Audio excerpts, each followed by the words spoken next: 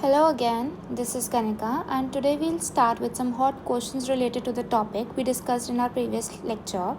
I hope आप सबने पिछला लेक्चर तो रिवाइज कर लिया होगा एंड एनसीईआरटी भी करी होगी. अगर ऑनेस्टली अगर आप इतनी चीज़ें भी सिंसियरली कर रहे हो then this is more than sufficient. So let's get started with today's lecture. Okay, so the first question is, if cot theta is equals to 3/4, then we have to prove that this is equals to 1/√7. Okay, तो how we will do that. सबसे पहले तो ना जैसे हम इसमें angle दे already cot theta की वैल्यू दे रखी है तो मुझे ज़्यादा इसमें जुगाड़ लगाने की ज़रूरत नहीं है. कॉट थीटा मुझे ऑलरेडी पता है क्या होता है. कॉट थीटा होता है मेरे पास base by perpendicular which is equals to 3/4 and I will take it as K. ठीक है, इसको मैं के मान लेती हूँ. तो मेरे पास बेस क्या आ जाएगा यहाँ पे 3 के और परपेंडिकुलर क्या आ जाएगा. परपेंडिकुलर आ जाएगा मेरे पास 4 के, है ना. तो अगर मैं राइट एंगल ट्रायंगल बनाऊँ, ठीक है, अगर मैं यहाँ पे राइट एंगल ट्रायंगल बनाऊँ, इसको थीटा ले लूँ तो इसके सामने वाली साइड क्या हो जाएगी परपेंडिकुलर जो मुझे दे रखा है दैट इज़ 4 के. इसके नीचे वाली side is base which is 3 के और ये वाली साइड क्या हो जाएगी हाइपोटेनस. तो बाय पाइथागोरस थ्योरम मैं क्या बोल सकती हूँ. बाय पाइथागोरस हाइपोटेनस का square is equals to perpendicular का स्क्वायर प्लस बेस का स्क्वायर. परपेंडिकुलर का स्क्वायर क्या हो जाएगा 4 के का स्क्वायर प्लस 3 के का स्क्वायर, है ना, दैट इज़ हाइपोटेनस का स्क्वायर. एंड हाइपोटेनस का स्क्वायर इज इक्वल्स टू ये चीज़ आ जाएगी हमारे पास 25 के स्क्वायर. तो हाइपोटेनस आ जाएगा 5 के. तो यहाँ से मेरे पास इसकी वैल्यू आ गई विच इज़ 5 के, है ना. अब उसके बाद मुझे क्या चाहिए. अब मुझे कौन सी वैल्यूज़ चाहिए. ये तो मेरे पास था गिवन, ये मैंने गिवन चीज़ें निकाल दी. ठीक है, अब मुझे क्या करना है, मुझे प्रूफ करना है. तो मैं LHS पे आ गई. ठीक है, अब LHS में मुझे क्या चाहिए सेक थीटा. सेक थीटा क्या होता है hypotenuse by base. Cos theta का उल्टा होता है. तो हाइपोटेनस क्या है मेरे पास 5 के, बेस क्या है मेरे पास 3 के. तो सेक थीटा हो जाएगा मेरे पास 5/3 और मेरे पास कॉसेक थीटा क्या आ जाएगा हाइपोटेनस बाय परपेंडिकुलर. हाइपोटेनस क्या है 5 के, परपेंडिकुलर है 4 के. तो मेरे पास ये आ जाएगा 5/4. अब सिंपली मुझे क्या करना है, मुझे उस इक्वेशन में डाल देना है. क्या था sec theta minus cosec theta by sec theta plus cosec theta. ठीक है, इसमें मैं वैल्यूज़ को पुट कर दूंगी. तो मेरे पास सेक थीटा क्या है 5/3 माइनस 5/4 बाय 5/3 प्लस 5/4. ये चीज़ क्या आ जाएगी मेरे पास. इसको मैं सिंप्लीफाई करूँगी 20 माइनस 15/12 बाय 20 प्लस 15/12. अब ये दोनों 12 तो आपस में कट ही जाएंगे जब ये दोनों चीज़ें डिवाइड होंगी आपस में, है ना. तो मैंने इसको सॉल्व किया और लिखा 5/35, है ना. और इसको मैं फर्दर सिंप्लीफाई करती हूँ तो मेरे पास आ जाएगा 1/√7 giving LHS is equals to RHS hence verified. ठीक है, ये चीज़ हो गई हमारा solve. The next question is, if angle A and B are acute angles such that cos A is equals to cos B, then show that angle A is equals to angle B. अब इसका मतलब है कि हमें एक triangle दे रखा है जो कि एक राइट एंगल ट्रायंगल ही है. ये 90 डिग्री है. इसको मैं B मेरे पास एक्यूट एंगल है ना, तो वो ये वाला एंगल होगा और C मेरा राइट एंगल हो जाएगा. ओके, तो ये दोनों एंगल्स मेरे एक्यूट है, ये मुझे दे रखा है और मुझे बोला है cos A is equals to cos B. अच्छा एक बात बताओ, cos A क्या हो जाएगा cos A, यानी cos A होता है बेस बाय हाइपोटेनस. तो बेस है मेरे पास AC, है ना, वो हो जाएगा AC बाय AB. और cos B क्या हो जाएगा मेरे पास, वो भी बेस बाय हाइपोटेनस है, तो वो हो जाएगा मेरे पास BC बाय AB. अब मुझे गिवन क्या है, या इधर हम लिखेंगे according to question. Okay, so according to question cos A is equals to cos B, है ना. तो cos A क्या है मेरे पास AC बाय AB और cos B क्या है BC बाय AB. तो यहाँ से मुझे क्या मिल गया, यहाँ से मुझे फाइनली मिल गया कि AC is equals to BC है. ठीक है, इसको मैं थोड़ा साफ़ करके लिख देती हूँ कहीं तो मैं समझ ना आ रहा हूँ. तो ये AB है ना.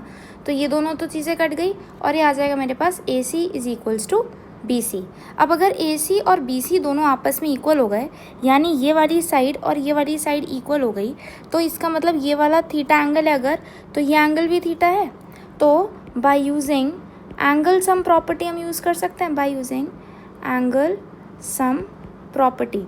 ठीक है, इस प्रॉपर्टी का यूज़ करके हम बोल सकते हैं कि, या हम बिना इसके यूज़ करे भी हम ये कर सकते हैं कि अगर ये दोनों साइड्स इक्वल है तो आइसोसेलेस ट्रायंगल की दो साइड्स इक्वल होती हैं एंड उनके वही एंगल्स इक्वल भी होते हैं। तो ये हमारा यहीं से प्रूफ हो जाता है and therefore angle A is equals to angle B, hence proved. ठीक है, बस यहीं तक करना इसे बहुत है। ठीक है, अगर फर्दर ये बोल देते हैं कि ये प्रूफ करो कि एंगल A और एंगल B दोनों ही 45 डिग्री हैं, तो आप एंगल सम प्रॉपर्टी का यूज़ करोगे और वहाँ से थीटा की वैल्यू हमारे पास 45 डिग्री आ जाएगी। Okay, so now let's move on to the next question. If sine A is equals to m by n, then find tan A plus 4 by 4 cot A plus 1। तो अब हमें इधर लिखना होगा, टू फाइंड क्या है हमारे पास, tan A plus 4 by 4 cot A plus 1। ये वाले सारे क्वेश्चंस आपके बोर्ड में आ सकते हैं। ठीक है, तो इनको इसी स्टेप वाइज तरीके से लिखेंगे। ओके, और हमें गिवन क्या है, sine A is equals to m by n। ठीक है, अच्छा sine A is equals to m by n है, यानी परपेंडिकुलर क्या है मेरे पास, परपेंडिकुलर है मेरे पास m और हाइपोटेनस है मेरे पास n, है ना। तो बेस क्या हो जाएगा, अब तो हम डायरेक्टली लिख सकते हैं, बेस हो जाएगा n square minus m square का रूट। अगर किसी को नहीं समझ आया तो इधर देखो, अगर मेरे पास ये थीटा है, इसके सामने वाली साइड मेरी परपेंडिकुलर हो जाएगी जो कि है m, और नीचे वाली साइड और हाइपोटेनस क्या है मेरे पास n, और तो बाय पाइथागोरस थ्योरम हम क्या बोल सकते हैं, बाय पाइथागोरस थ्योरम हम बोल सकते हैं हाइपोटेनस का square is equals to perpendicular का स्क्वायर प्लस बेस का स्क्वायर। तो हाइपोटेनस का square is n square is equals to m square plus base का स्क्वायर, और ये आ जाएगा मेरे पास n square minus m square का root is equals to base. यही चीज़ मैंने उधर लिखी है, तो बेस हमारे पास ये आ गया। अब देखो, अब हमें फाइंड क्या करना है, tan A। तो मैं यहाँ पे लिख लेती हूँ कि tan A की क्या वैल्यू होगी। ठीक है, यहाँ पे नाउ लिखते हैं, now tan A is equals to क्या हो जाएगा, परपेंडिकुलर बाय बेस, तो यानी m by under root n square minus m square. अच्छा, अगर मैं इसी को सिंप्लीफाई करूँ, ठीक है, जो मुझे निकालना है, तो अब हमें अकॉर्डिंग टू क्वेश्चन क्या बोला हुआ है, क्या निकालना है, tan A plus 4 by 4 cot A plus 1।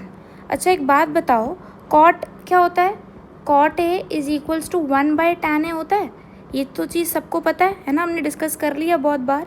तो tan A plus 4 by 4 by tan A plus 1। ठीक है, अगर मैं नीचे एलसीएम ले लूँ तो क्या आ जाएगा, tan A plus 4 by tan A plus 4 भी बन जाएगा नीचे अपॉन tan A, है ना। अब अगर मैं इन दोनों को डिवाइड करूँगी तो मेरे पास ये चीज़ तो कट जाएगी और ये आ जाएगा tan A, और tan A की वैल्यू तो हमने निकाल ली है। So therefore tan A is equals to m by under root n square minus m square, यह आ जाएगी मेरे पास tan A की वैल्यू। ठीक है, next question is, if tan A is equals to √2 minus 1, then show that tan A by 1 plus tan square A is equals to √2 by 4। अब इसमें देखो, RHS से तो मुझे कोई काम है नहीं क्योंकि वो तो वैल्यू ही दे रखी है, मुझे क्या करना होगा, इसी की वैल्यू को निकालना पड़ेगा इसके इक्वल, है ना। तो पहले मैं इसको सिंप्लीफाई करूँ अगर, तो मेरे पास क्या आएगा, देखो tan A by 1 plus tan square A, ये मेरे पास क्या है, LHS, ये मेरे पास LHS है ना। ठीक है, तो एक काम करते हैं, tan A मुझे दे रखा है, मैं tan स्क्वायर A निकाल ही लेती हूँ। ठीक है, tan स्क्वायर A क्या हो जाएगा, √2 माइनस 1 का होल स्क्वायर, जो आ जाएगा मेरे पास 2 प्लस 1 माइनस 2√2, जो हो गया मेरे पास 3 माइनस 2√2।